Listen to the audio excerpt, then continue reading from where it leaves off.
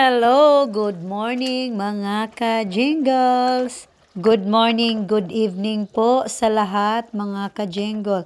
Thanks for following my page. Please do like and share. Nga pala mga ka-jingles, magluluto ako ng sinigang na baboy. Ayan, kagigising ko lang niyan. Na akong gumising, umalis na ang asawa ko. Ito na naman, another day, another mini vlog in my life. It's my Monday today. Kaya tinatamad talaga akong gumising pagkatapos ng aking 3 days off. Na-relate nyo rin ba? Na pag may 3 days off kayo, pagbalik trabaho, napakahirap talagang bumangon. Kaya ayan, bago ako magluto, hinuhugasan ko muna ang lahat ng kalat na iniwan ng aking asawa. Sinabihan ko siya na pag kakain ka, mag-prepare ka, iwan mo lang lahat ng kalat. Ako nang bahala maglinis kasi anyway, late naman ang pasok ko. Pag late talaga ang pasok ko, late na talaga akong gigising. Pero yan, galing ako sa day off. Hindi ko nasanay gumising ng maaga, tinatamad. Nawa ko sa asawa ko kasi lately, hindi na ako gumising ng maaga. Ang hirap kasi ng mga schedule ko shifting. Hindi katulad sa kanya na lang sa kanya, normal schedule. Yan talaga ang schedule na forever. Ang sa akin kasi shifting pa iba-iba. Lalo pa pag winter na, mas lalo akong nahihirapan gumising. Tinatamad talaga akong pumasok sa trabaho. Pero kailangan magtrabaho. Alam nyo na, nung una nga, gustong-gusto ko mag-abroad. Ngayon nasa abroad na ako, ba't pa ako tatamarin? Kaya inano ko talaga sa sarili ko na habang nandito pa ako abroad, magtrabaho talaga ako. Anyways, chance na ito kasi dito ako nakabase ngayon. Kahiya namang hindi magtrabaho tapos yung asawa ko mas matanda pa sa akin. Mas magana pang magtrabaho sa akin. Habang kaya pa magtrabaho talaga. Kasi ang hirap talaga. Naranasan ko rin na walang trabaho. Kaya sabi ko, pag may trabaho na ako, pag-igian ko talaga. Palagi talaga akong hindi na regular noon sa trabaho sa Pinas. Kaya nga minsan, nagjo-joke na ako sa sarili ko na siguro pag international siguro ang beauty ko kaya hindi ako matanggap-tanggap na regular dito sa Pinas kasi siguro nakatadhana ako abroad. Char. Every time talaga na may trabaho ako sa Pinas, ewan ko ba, matiming talaga na walang tawag nito, nag-reduce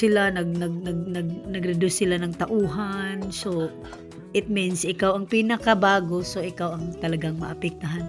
Hindi naman na tiniterminate ako. Timing talaga na recession, walang mahina siguro ang ekonomiya. Kaya noon, inambisyon ko talagang magtrabaho abroad. Pero alam mo naman, pag nag-apply ka lang abroad, every 2 years lang ang contract mo. Nung nag-apply ako sa Dubai, 2 years lang ang contract ko. Pwede ka naman mag-apply sa ibang company, pero hindi ko talaga nagustuhan doon. Kaya hindi na ako bumalik doon. Kaya timing naman na nakilala ko yung asawa ko at pinakasalan ako kaya dinala ako dito sa Canada. Kung nga lubos maisip nung bago pala ako dito, naisip ko makahanap kaya ako ng trabaho. Sus nun pala, ang dami-daming trabaho dito. Lalo pa pag PR ka, pwede kang pumili ng trabaho na gusto mo. At least, pangatlong trabaho ko na to. Kasi yung una at pangalawa, hindi ko nagustuhan.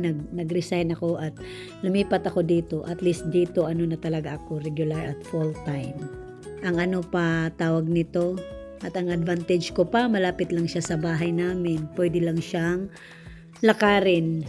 Lalo pa na hindi ako nagda-drive. So, it's either nag-hitch lang ako ng aking mga kasamahan sa trabaho kasi hatid sundo ako ng asawa ko.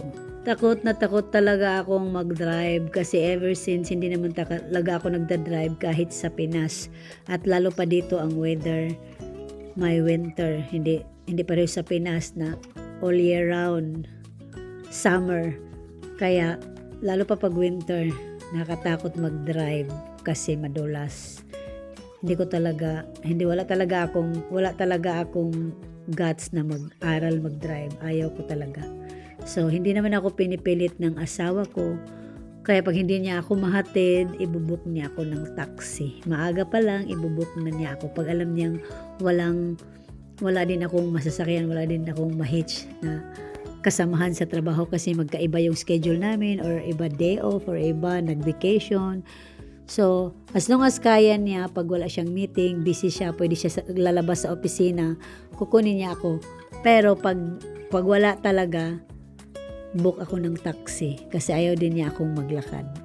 So, ayan lang talaga ang normal routine ko everyday. Pagkagising ng umaga, magluto ng almusal, kakain ng almusal, maglinis at magluto na naman para ibaon sa trabaho at saka mag-prepare din ng pagkain para sa kanya sa gabi. But today, hindi ako mag-prepare ng pagkain niya kasi meron pa siyang leftover.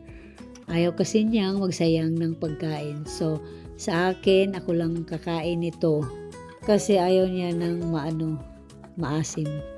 Kaya, tinry ko naman na tawag nito, sinigang. So, ayan na, hinihiwa ko na pala yung aking mga isasahog sa aking sinigang like ginger, tomato, shallots, green onions at lalagyan ko rin siya ng sweet corn at saka bok choy. Lang kasi ang available kong vegetables na nabili.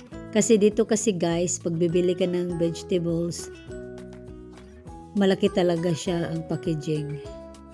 Ipili ko nga lang yung maliit na package para may sasahog ako kasi pag pinili ko yung mga malaking packaging, alangan naman na straight 1 week akong magsinigang. Sawa din naman pag palaging paulit-ulit yung pagkain mo. Tapos pag naman din tawag nito, hindi mo siya gagamitin, hindi mo siya lulutuin, matatapon kasi malalanta.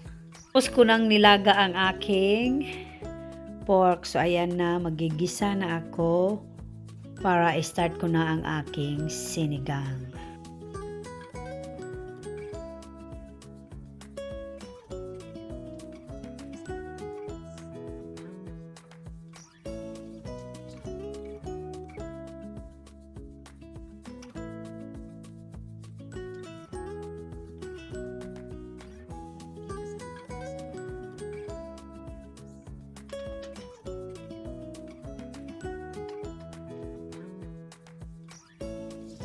Yan, start na natin siyang igisa. Ganun lang ang aking style sa pagluluto ng sinigang. Matapos ko na kasing nilaga yung baboy kanina. Mas masarap talagang magluto mga ka-jingles ng sarili mong pagkain kaysa naman bibili ka sa labas. Tama talaga sa pag-follow nyo sa aking page. Yung mga hindi pa naka-follow, please do follow and like my page. Thank you so much. Kung nanonood ka pa rin hanggang ngayon sa aking vlog, it means nagustuhan mo.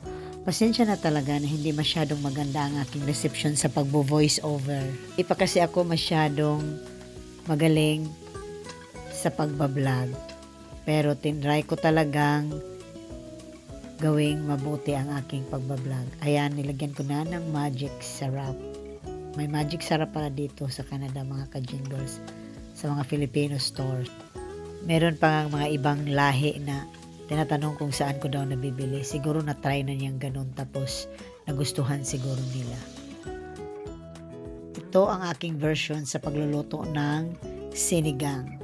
Hindi ko siya masyadong dinamihan ng miso na powder kasi para hindi siya masyadong maasim. Baka malay mo kakain ng aking asawa mamaya, but for sure hindi siya mahilig sa sabaw kasi tayo mga Pinoy mahilig tayo sa sabaw. Kaya if hindi niya gusto mga ka-jingles, hindi ko din siya pipilitin. At least may freedom akong lutuin ang aking mga paboritong pagkaing Pinoy. Late upload na pala itong aking video kasi alam nyo na mga ka-jingles, busy ang life ko. Napapagod na talaga ako kasi dahil sa aking late shift. So, wala na akong time mag-edit pa agad-agad. At ganun din, pinrepare ko ang aking sandwich para sa trabaho. Ano lang pa yan? Tuna with mayonnaise, Tapos, nilagyan ko ng cheese. Yan ang aking pang-snacks. Tuna sandwich with cheese. Pero ang ginamit ko ay yung burger bun. Kaya ayan, nagre-ready na ako sa akin, sa aking pambaon sa trabaho. Thank you so much mga ka-jingles. Sana na-inspire kayo sa aking vlog. Hindi ko pinapakita ito para ipang sa inyo, para magyabang. Pinapakita ko sa inyo kung anong talagang reality na meron akong buhay dito sa Canada. Trabaho, bahay, trabaho lang talaga ako. Thank you so much sa pag-follow nyo. Sana napasaya ko kayo at na-inspired ko kayo sa aking mini vlog. At sana sa susunod na vlog ulit mga ka-jingles. Thank you. Bye-bye.